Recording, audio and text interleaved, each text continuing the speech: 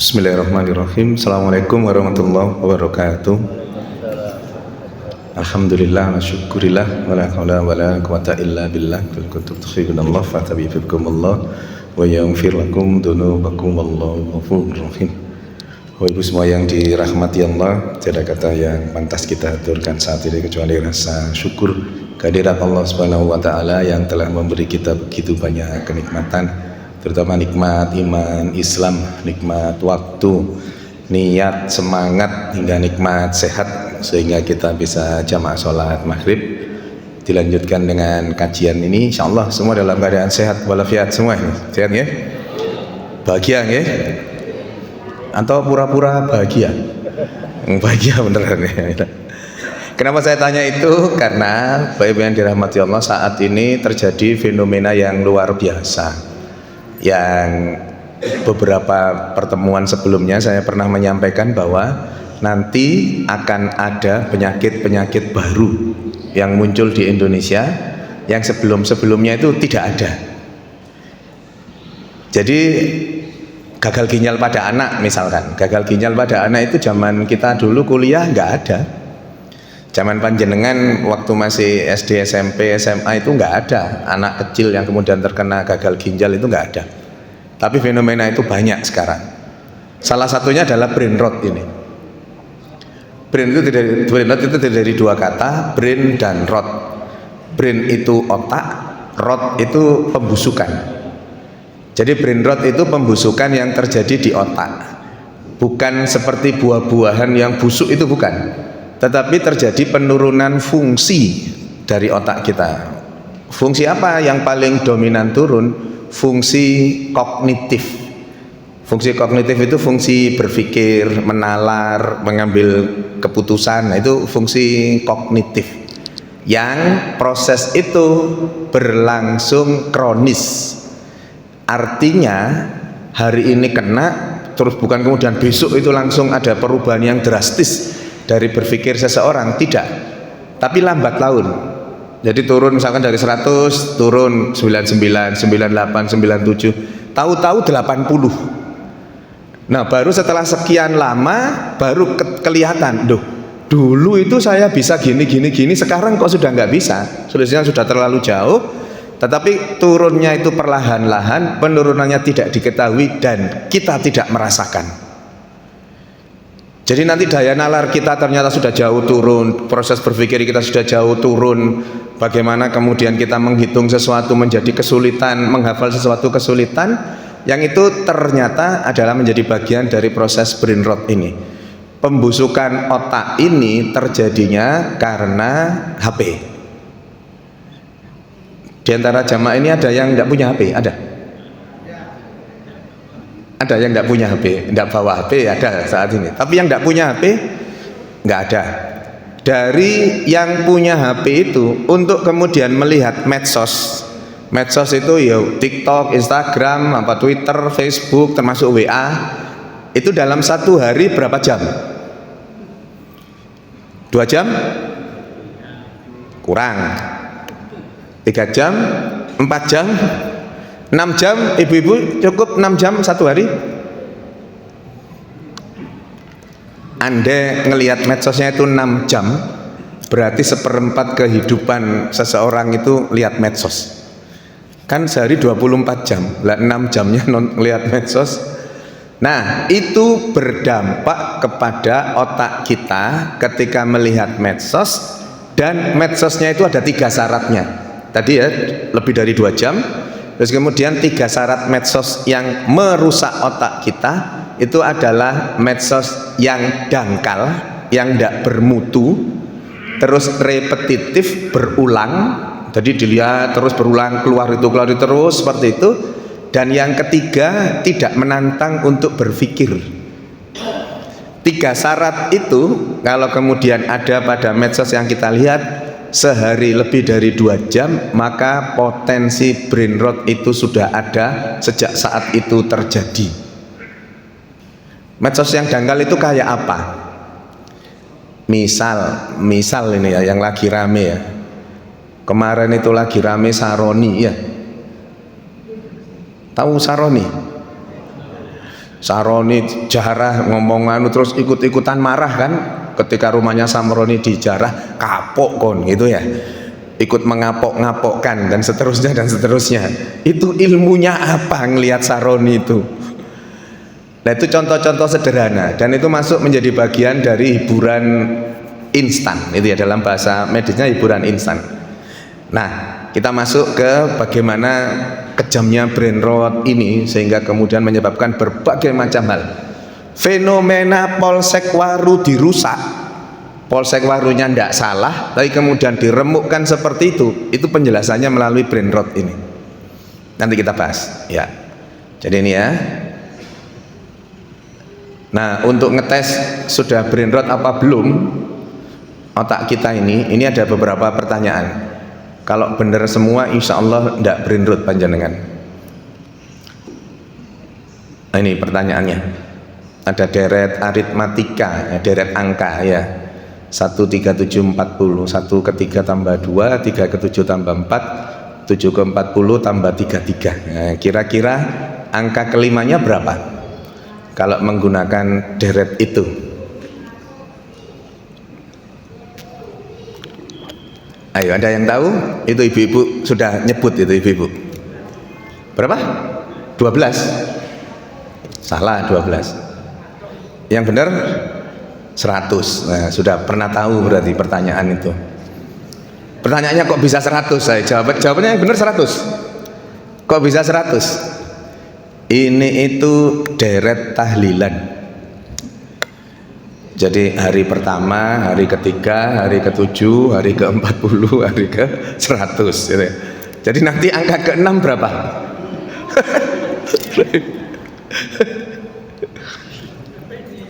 Ya bagi yang kemudian menjawab benar tadi insya Allah tidak brain rot gitu ya. Bagi yang jawabnya salah sepertinya sudah mulai terjadi brain rot gitu ya. Ini nomor 2. Tambal ban sepeda motor 1 lubang 15.000. Maka kalau ban motornya itu 10 lubang berapa yang harus dibayar? Perkalian biasa. Berapa? Itu pasti sudah pernah ngaji dengan saya itu yang jawab itu. Bu jangan jawab dulu bu, biar yang lain bu. Berarti sudah ngaji sama saya itu ya. Berapa jawabannya? 50.000. Kok bisa? Iya beli ban baru. Lala apa ban 10 ditambal kabeh bocor 10 150.000 ya ngapain ya, beli ban baru saja 50.000. Jadi jawabannya 50.000 itu bukan 150.000. Kalau ini yang ngitung sedikit lah. Jika nilai matematika 5 siswa 9998 berarti rata-ratanya berapa? Rata-rata tersebut apa? Ya, jawabannya rata-rata siswa tersebut adalah pinter. Jawabannya itu pinter, cerdas gitu. Karena nilainya mendekati 100 semua ya. Jadi rata-rata siswanya pinter-pinter itu. Bukan angka jawabannya itu. Kalau ini ada bulan yang umurnya 31 hari, ada bulan yang umurnya 30 hari. Berapa yang punya umur 28? Berapa? Ya 12. Bukan 1 bulan apa? Februari. Enggak. Januari punya 28 enggak? Punya. Maret punya 28? Punya. April punya 28? Punya. Jadi jawabannya 12 gitu ya. Wis muhasabah masing-masing. Kalau bener 4 insya Allah enggak brain rot. Kalau benar 3 mulai terjadi penurunan fungsi kognitif. Kalau benar 2 potensinya besar. Kalau nggak ada yang benar, nah itu kemungkinan sudah brain rot itu nanti. Nanti kita lihat tanda-tandanya, itu sudah terjadi apa belum. Ini yang saya sampaikan tadi. Brain rot itu adalah istilah, artinya belum menjadi sebuah diagnosa, belum menjadi seperti tifus, demam berdarah gitu, belum seperti itu. tapi kumpulan dari beberapa macam penyakit yang intinya terjadi penurunan fungsi kognitif. Fungsi kognitif tadi itu fungsi berpikir, belajar, memahami, menganalisa, mengambil sebuah keputusan, itu yang disebabkan oleh 3 hal tadi itu. Medsosnya dangkal, gak bermutu, berulang, repetitif, dan kemudian tidak menantang untuk berpikir, yang pada perjalanannya nanti tidak hanya menyebabkan kesehatan mental, gangguan di kesehatan mental, tetapi juga nanti spiritual dan moral manusia. Jadi adabnya manusia itu ternyata dipengaruhi oleh brain rot ini. Nanti ada bukti-bukti otentiknya. Nah, keluhan yang kemudian muncul dalam bahasa medis itu ada degenerasi dari fungsi kognitif, degenerasi otak, yang kemudian fungsi kognitif dan fungsi motorisnya terganggu. Kognitif tadi itu, berpikir tadi itu, mengambil keputusan dan seterusnya tadi, itu terganggu. Termasuk juga ternyata dalam tataran motoris. Motoris itu gerakan seseorang, itu akan terganggu ketika dia terkena brain rot. Tadi saya sebut ada beberapa penyakit yang kemudian brain rot ini ternyata banyak efek yang kemudian timbul. Jadi terdiri dari Alzheimer, Parkinson, dan Jacob disease. Minimal 3 penyakit. Gejalanya apa? Gejalanya lupa jangka pendek. Lupa jangka pendek itu gini.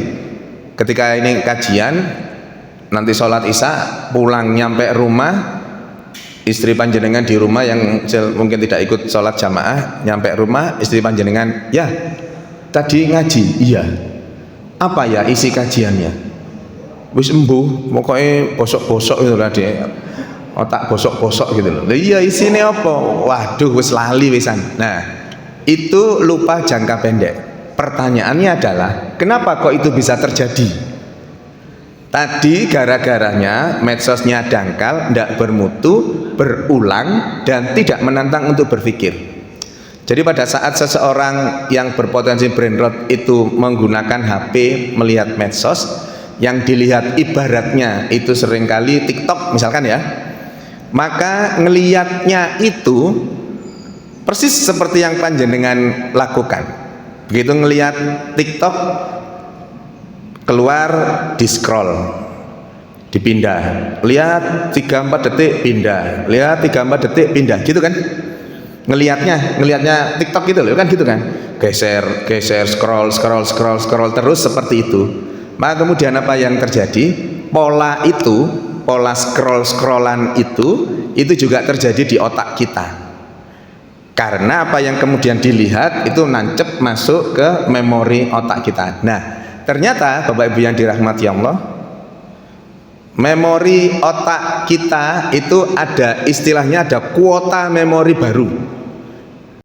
Kuota memori baru gitu ya.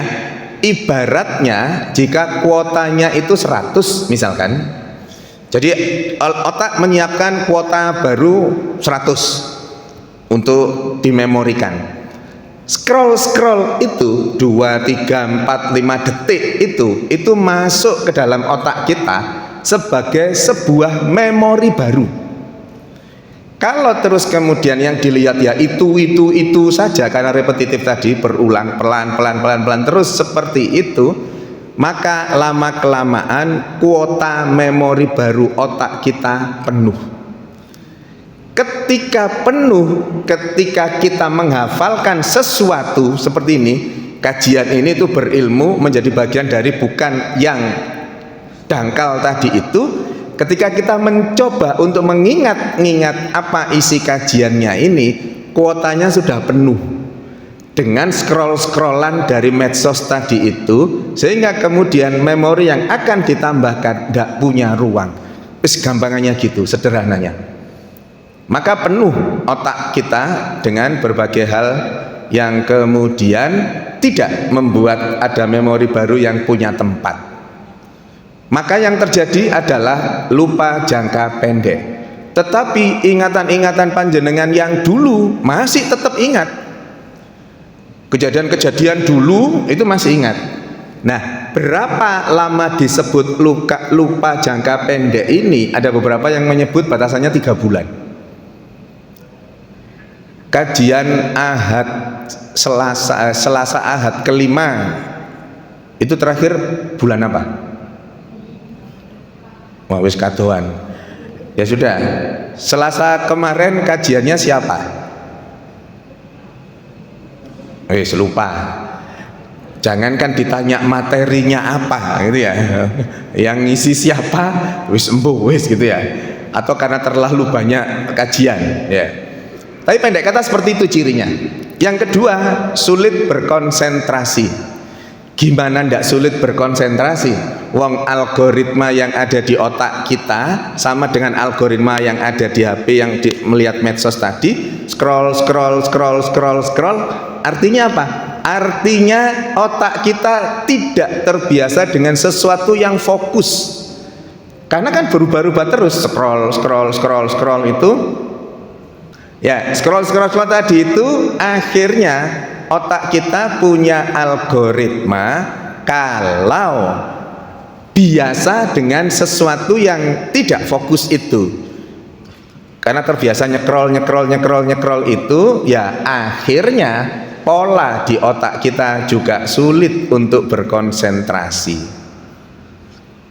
Itu yang menyebabkan sehingga kemudian tidak bisa fokus. Ya, berikutnya ada perubahan suasana hati yang cepat.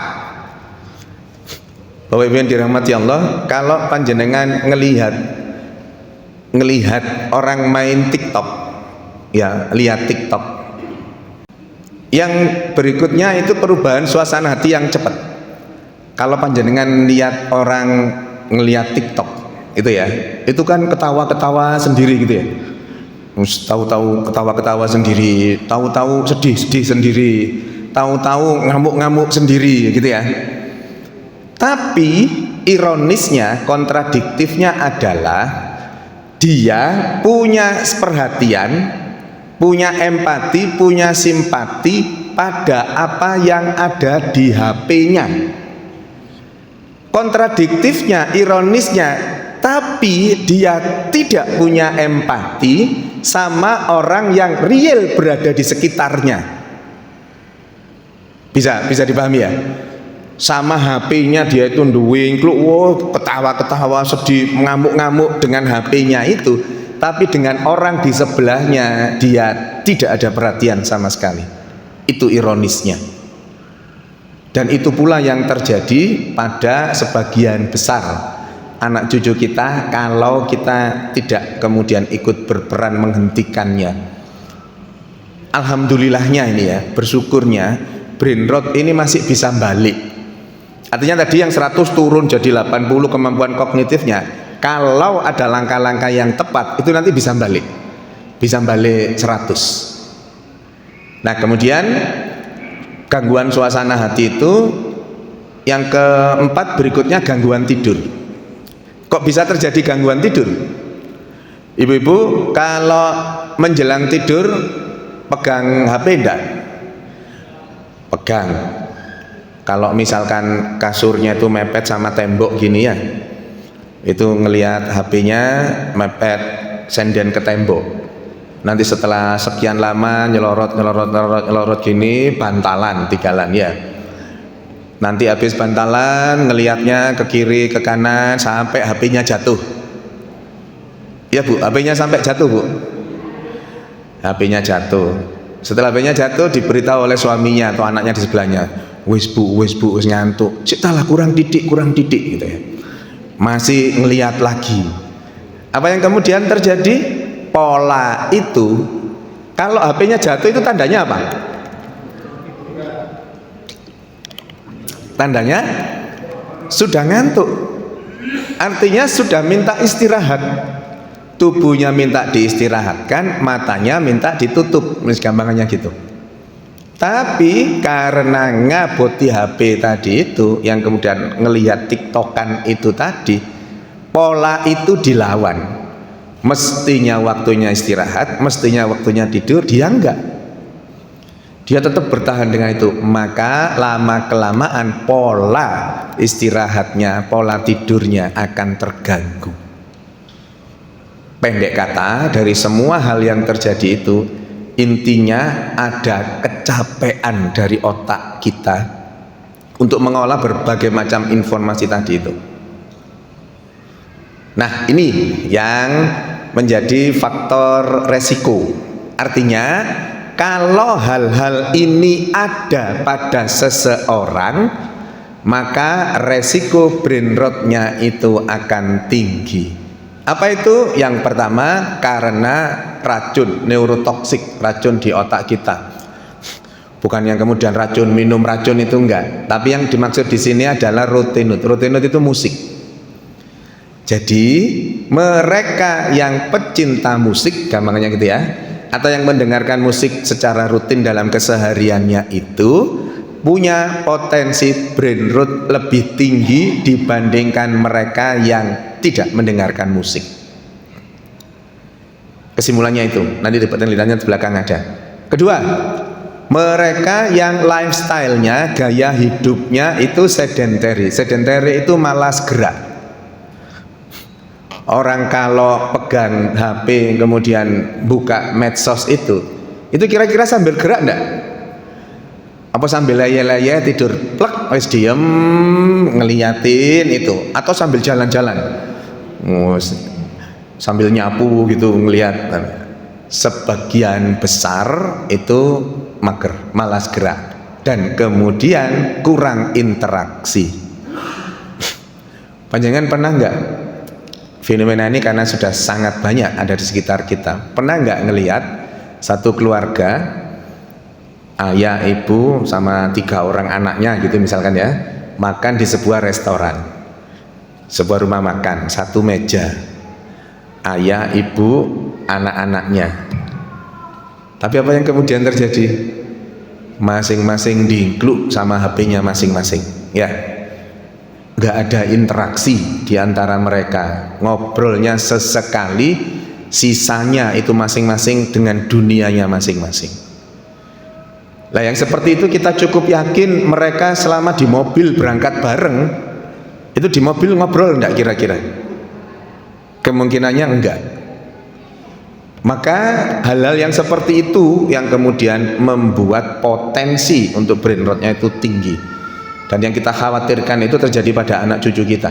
Itu nanti kalau mau ditarik lebih luas lagi, kalau nanti ada brain rot yang terjadi di anak cucu kita, nanti kita akan tidak ketemu sama Indonesia emas. Lawang anak-anaknya sekarang itu yang nanti jadi penentu Indonesia emas, kan 15 tahun kemudian anak-anak kita ini, yang anak cucu kita yang kemudian nanti menjadi penentu itu, semuanya pada kecanduan, semuanya pada rusak otaknya karena brain rot ini. Atau sebagian besar anak sekarang, anak mana sih yang tidak pegang HP? Yang kemudian anak mana sih yang nggak main medsos? Anak mana yang tidak punya IG? Anak mana yang tidak punya TikTok? Potensi-potensi itu sangat tinggi sebagai penyebab brain rot itu. Kemudian pasti yang bermain medsos dan hiburan instan. Hiburan instan itu ya sebentar ketawa, seolah-olah bahagia, itu dari mana saya nyebut tadi itu. Tapi kenyataannya kemudian itu menyebabkan apa yang ada di dalam otaknya menjadi menurun fungsinya. Ya, ini hasil penelitiannya. Hasil penelitiannya praktis seperti apa yang saya sampaikan tadi. Jadi otaknya penuh, capek mengolah informasi. Informasi yang remeh-temeh itu tadi.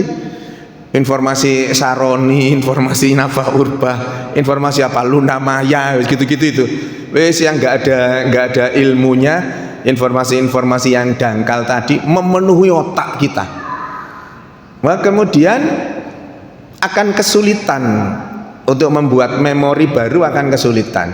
Daya ingatnya turun, berpikir kritisnya hilang, dan kemudian terjadi kabut mental. Kabut mental itu gini.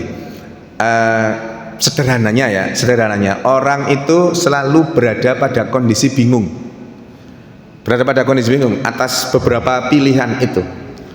Misalkan pulang ngaji ini nanti ibu-ibu pengen beli anggur misalkan ya, pokoknya nanti pulang, atau beli martabak, sudah pulangnya nanti beli martabak gitu ya. Menuju ke tempat martabak ketemu sama lumpia, mau kemudian wis tuku lumpia wis gak usah martabak, akhirnya beli lumpia, pulang ndak bawa martabak, pulangnya sambil nahan tawa, pulangnya akhirnya bawa lumpia itu. Atau panjenengan pernah ngelihat ada orang naik motor ratingnya ke kiri, beloknya kemana? Kalau kemudian ditabrak sama yang belakang, siapa yang disalahkan? Yang nabrak, ya, bukan yang belok kanan tadi ya. Tanpa disadari, bukan bermaksud kemudian itu banyak terjadi pada ibu-ibu. Iya, ternyata memang resikonya lebih banyak pada ibu-ibu, karena aktivitasnya dalam keseharian itu yang lebih banyak kemudian tidak melakukan sesuatu, sementara bapak-bapaknya aktivitasnya cukup banyak, apalagi yang masih aktif bekerja. Potensi untuk kemudian brain rot itu apalagi di tempat kerja, berpikir dan seterusnya itu. Jadi memang brain rot itu tadi kronis, tidak diketahui, tidak terlalu dirasakan, tapi tahu-tahu sudah 80 gitu ya. Dari semula 100 tahu-tahu sudah 80, baru ketahuan setelah kemudian terjadi berbagai hal yang menurunkan semua aspek terkait dengan cara orang bernalar, berpikir, mengambil kebijakan tadi itu.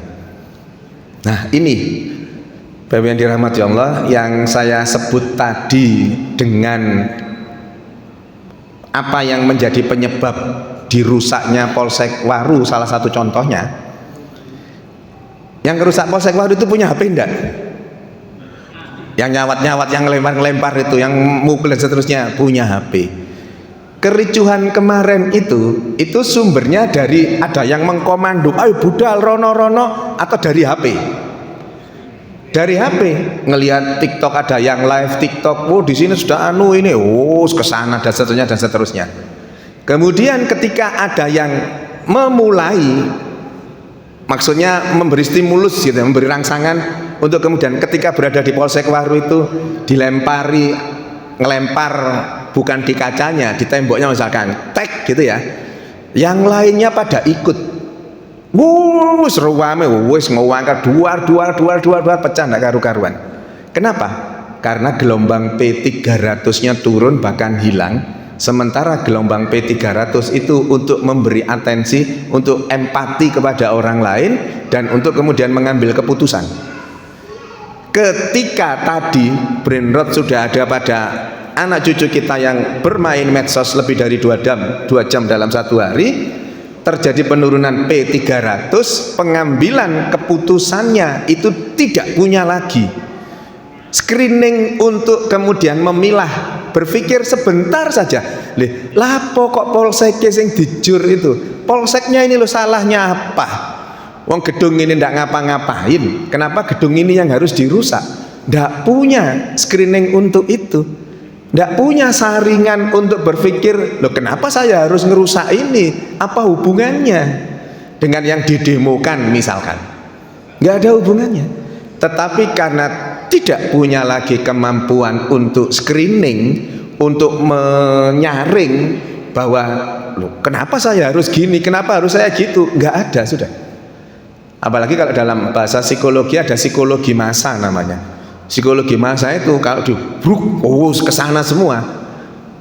Anak cucu kita yang tawuran itu ya, yang tawuran, kalau kemudian ditanya, lapo le tawuran, wis garo, pokoknya budal, pokoknya CS plek, wis gitu sama teman-temannya yang lain itu.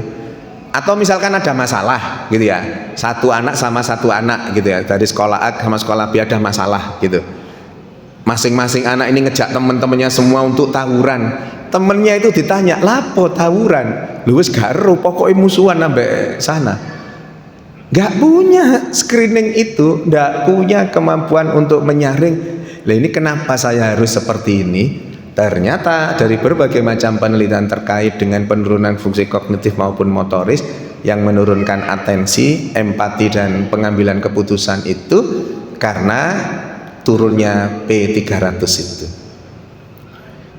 Dengan 4 tanda yang saya sampaikan tadi, lupa jangka pendek, sulit konsentrasi, gangguan suasana hati yang naik turun, kemudian gangguan tidur. Di antara 4 itu kira-kira sudah terjadi belum? pada saya panjenengan. Kalau sudah terjadi, bisa jadi brain rot itu sudah ada pada diri kita, tetapi kita tidak memahami, tetapi kita tidak tahu bahwa ini adalah bagian dari brain rot itu. Seperti saya sampaikan tadi, kronis, penurunannya pelan-pelan, tidak kemudian mendadak sak-deksaknya dalam bahasa kita itu sekarang kena, besok langsung terjadi penurunan yang sangat ekstrim, tidak. Tapi perlahan-lahan itu, dan kita kemudian tidak ngerasa. Tahu-tahu dulu kita 6 bulan 1 tahun yang lalu kalau ngapalkan sesuatu itu cepat, sekarang sudah tidak mampu, tidak punya keyakinan, tidak punya kemampuan untuk kemudian bisa memilah. Ini apa lagi nih? Ya wis tidak usah ini. Lalu untuk mencegah dan menterapi, mengobatinya dengan cara apa? Ada yang disebut dengan digital detox, detoksifikasi digital. Tadi penyebabnya apa?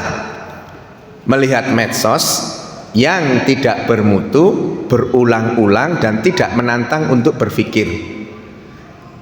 Waktunya minimal 2 jam dalam 1 hari. Maka yang bisa kita lakukan, jangan bermain medsos dalam 1 hari lebih dari 2 jam.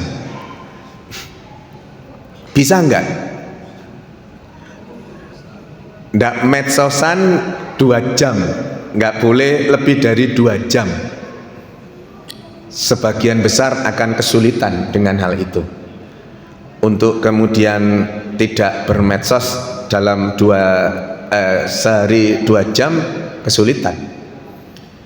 Maka hal yang bisa kita lakukan, buat 1 momen yang kemudian tidak pegang HP sama sekali. Kapan itu? Untuk belajar. Kapan itu? Menjelang tidur. Jadi nanti Bapak Ibu kalau mau tidur, sudah HP-nya nggak usah dilihat, HP-nya taruh di suatu tempat, jenengan beranjak ke tempat tidur, wes, nggak usah mikiri HP. Kalau memang tidak mungkin melatih untuk kemudian dalam 1 hari tidak lebih dari 2 jam ngelihat HP, maka batasi itu. Caranya yang paling mudah, menjelang tidur jangan pegang HP sudah.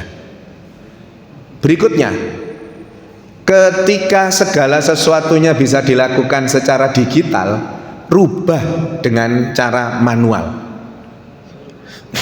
Maksudnya gini, biasanya itu kalau ngitung-ngitung apa, misalnya takmir ya, jumlah hitungan laporan keuangan itu pakai HP semua, pakai kalkulator, stop pakai yang gitu-gitu, belajar untuk membuat otak kita berpikir dengan cara apa? Dengan cara dihitung. Dihitung manual, nanti terakhirnya baru dipastikan kebenarannya itu melalui hitung-hitungan, mau Excel atau mau pakai kalkulator atau HP yang ada kalkulatornya itu. Dirangsang untuk berpikir. Panjenengan atau siapapun yang pernah ngelihat medsos, TikTok itu ya, ada anak yang berjajar 5 orang gini, yang depan belakangnya 5 orang berjajar, yang depan ditanya 8 kali 7 berapa? Jadi 5 orang jejer gini, 5 anak jejer, yang paling depan ditanya 8 kali 7 berapa? Jawabannya apa? Pas, nggak tahu jawabannya. Ganti pindah ke belakang, anak yang nomor 2 ditanya 9 kali 8 berapa? Pas, anak nomor 3 itu selevel anak SMP. Nomor 3 ditanya 4 kali 7 berapa? Pas. Yang nomor 4, 6 kali 4 berapa? Pas. Anak yang terakhir, 4 kali 4 berapa? Pas. Kesimpulannya apa? Berapapun perkaliannya jawabannya pas. Pas itu nggak bisa dia. Bayangkan, anak cucu kita SMP masih nggak bisa perkalian, pasti kemudian menyalahkan, iya kurikulum biyen 10 tahun yang lalu itu kurikulum gak kena itu, sudah gitu ya. Zamannya Menteri Dikdasmen yang sebelumnya itu wis gak kena kurikulumnya bla bla bla bla bla bla bla. Tapi kenyataan realnya anak-anak yang tumbuh dengan HP itu semua terjadi. Dan hebatnya Jepang, nanti panjenengan browsing, Jepang, Korea itu sudah tahu tentang brain rot ini dan kemudian membuat kebijakan anak-anak itu tidak boleh pegang HP lebih dari 2 jam dengan segala sistemnya yang ada. Paham betul mereka bahwa batasan 2 jam itu menjadi cut off-nya beresiko untuk terjadinya brain rot itu. Maka kemudian ketika kita tidak mampu membatasi nggak sampai 2 jam, buat seperti itu.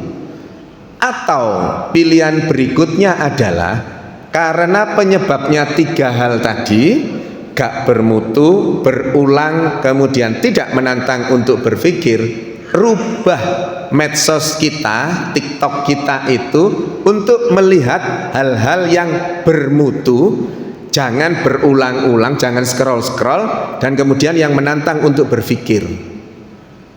Misal kita melihat webnya atau TikTokannya Ustadz Adi Hidayat misalkan ya, ketika melihat itu jangan kemudian sekian detik di scroll, lihat sampai selesai. Sekarang itu tim-tim media siapapun kalau kemudian bermain di TikTok, karena yang lagi booming saat ini TikTok, itu pasti akan membuat konten-konten yang tidak terlalu panjang supaya bisa langsung masuk dan kemudian gampang diingat. Jangan kemudian 3-4 detik kontennya bagus, kontennya bermutu, tapi kemudian 3-4 detik di scroll juga. Enggak. Caranya supaya tidak menjadi bagian dari yang repetitif yang kemudian tadi itu menyebabkan otak kita sulit berkonsentrasi, maka biasakan ketika melihat satu konten itu lihat sampai tuntas. Pembuat konten itu saat ini sudah sangat paham dengan bagaimana cara supaya untuk dilihat. Jadi kontennya tidak panjang, cukup 3-4 menit tapi sudah bermakna, sudah mengerti, sudah tercapai target dari pembuatan konten itu. Kemudian tadi kan cari yang berilmu, kemudian jangan scroll-scroll. Yang ketiga, cari konten yang menantang untuk berpikir. Tadi itu ngambilnya dari TikToknya Papa Zidane. Kalau nanti panjenengan ada yang pernah lihat kontennya Papa Zidane ya, itu pertanyaannya gitu-gitu itu. Jadi ibu punya 20 apel gitu ya, separuhnya diberikan ke bapak. Apel ibu tinggal berapa sekarang? 12, 20 separuhnya diberikan ke bapak. Berarti apelnya ibu tinggal berapa? Tinggal 10 atau 19,5? 19,5. Kan 20 apelnya, separuhnya jadi ambil 1 apel, separuhnya diparuh buat bapaknya. Jadi kan masih 19,5. Ya gitu-gitu itu pertanyaannya Papa Zidane itu. Ringan-ringannya seperti itu, tapi betul-betul membuat kita berpikir. Atau kontennya Jerome, kontennya Aku Pintar, banyak lah. Rubah yang Saroni tadi itu rubah dengan yang berilmu itu. Maka kemudian nanti algoritma di HP kita, algoritma di TikTok kita itu akan berubah menjadi yang keluar yang konten-konten yang bermanfaat semua itu. Konten-konten dangkalnya itu lambat laun akan hilang. Jadi kalau masih muncul diklik agak lama, nanti keluar tidak tertarik gitu kan ya, klik tidak tertarik, nanti yang gitu-gitu tidak muncul lagi. Jadi rubah semua yang kaitan dengan konten-konten dangkal tadi itu menjadi konten yang bermanfaat, konten yang berilmu, dan lihatnya secara konsen, tidak yang scroll-scroll tadi itu. Gitu ya. Itu cara untuk kemudian bisa merubah, menyembuhkan yang 80 tadi untuk kemudian bisa kembali menjadi 100. Ya. Kemudian aktivitas membaca, kayaknya berat ya membaca itu ya. Jadi kan kuat baca berapa menit sekarang ini? Baca buku menit bukunya yang ngelihat kita ya. Setelah 5 menit baca, bukunya yang ngelihat kita karena kita sudah tidur. Mulai baca, terus kemudian ini permainan yang strategi, permainan untuk yang berpikir gitu loh. Main dulu itu kan ada halma, ada main sekak catur, itu kan berpikir betul itu. Nah yang gitu-gitu itu yang dicari. Nanti kalau untuk anak cucu kita ya lihat saja nanti di TikTok lagi untuk kemudian klik permainan edukasi pada anak. Nah, habis nanti keluar anak-anak kita. Sekarang ini orang tua mana sih yang kalau anaknya rewel nggak diberi HP? Iya, orang tua saat ini kalau anaknya rewel langsung diberi HP kan? Tidak kemudian diajak ngobrol atau apalah, diberi plastisin untuk malam itu loh, untuk kemudian motorisnya buat bentuk-bentukan apa gitu kan sudah enggak. Nah itu pula yang berpotensi permainan-permainan yang tidak merangsang untuk berpikir, yang main HP, menikmati HP saja, itu yang kemudian tidak membuat menantang otak kita untuk berpikir gitu ya. Diskusi itu luar biasa sesungguhnya, karena kita harus memunculkan ide, menyampaikan ide, dan kemudian ketika ide kita tidak dipakai, ide orang lain yang dipakai, kita punya empati kepada orang tersebut. Ya tidak apa-apa, sudah ide jenengan lebih bagus sepertinya, sudah kita akan ikuti. Nah organisatoris kan gitu, keputusannya tidak sesuai dengan apa yang diusulkan ya dihormati tetap. Tidak kemudian ndak lapo tak dukung wong kudu usulanku kok. Oh ya ndak gitu. Apalagi terus kemudian jalan, di tengah jalan ada masalah, ada kendala. Bukan mengkapokkan gitu, kapok, oh, syukur salah gak nuruti usulanku. Ndak gitu. Organisatoris yang baik itu ya hasil keputusannya dijalankan bersama, gitu ya. Jadi prosesnya seperti itu untuk kemudian. Nah ini yang terakhir, nah inilah karena waktunya. Nah ini jadi nanti ada tarbiyah kognitif. Tarbiyah kognitif itu menggabungkan keilmuan tadi itu. Yarfa'illahu alladzina amanu minkum walladzina utul ilma darajah. Jadi keimanan dan keilmuan itu yang harus disatukan. Nah ilmu inilah yang kemudian menjadi penting untuk kemudian dimunculkan terus. Tarbiyah spiritual nanti ada tazkiyatun nafas secara khusus, ada bahasanya. Kemudian pengelolaan waktu. Ini kan jadi masalah pengelolaan waktu ini, apalagi nanti kalau dikaitkan dengan fungsi otak kita yang seharusnya berpikir, tapi kemudian dipenuhi dengan hiburan-hiburan instan itu. Maka diatur betul waktunya supaya tidak mandek otak kita, sehingga otak kita pun punya kemampuan untuk berpikir. Kemudian yang penting ada ini, digital wellness islami. Jadi konsumsi yang tadi itu tidak penting itu ganti dengan konten-konten islami. Yang itu nanti kalau misalkan kaitan dengan dibaca ayat suci Al-Quran, terus kemudian kita dengar efek yang kemudian timbul di dalam tubuh kita luar biasa. Pendek kata, hal-hal yang terkait dengan digital Islam yang itu punya kredibilitas yang bagus. Soalnya ada juga konten-konten yang mengaku islami tapi isinya menebar kebencian. Hati-hati dengan yang itu. Jadi yang sudah yang jelas-jelas saja lah. Yang jelas yang kemudian itu nanti bisa kita jadikan tambahan keilmuan kita untuk bisa menjadi lebih baik dan lebih baik lagi dengan tambahan ilmu itu. Ya, saya kira itu yang bisa saya sampaikan. Semoga ada manfaatnya. Semoga kita dihindarkan oleh Allah dari brain rot ini, sehingga kemampuan berpikir kita, kemampuan nalar kita, kemampuan mengambil keputusan kita masih selalu dalam koridor benar sesuai dengan ajaran Islam. Mohon maaf kalau ada sesuatu yang kurang berkenan. Mari kita tutup dengan hamdalah dan doa kafaratul majelis bersama-sama.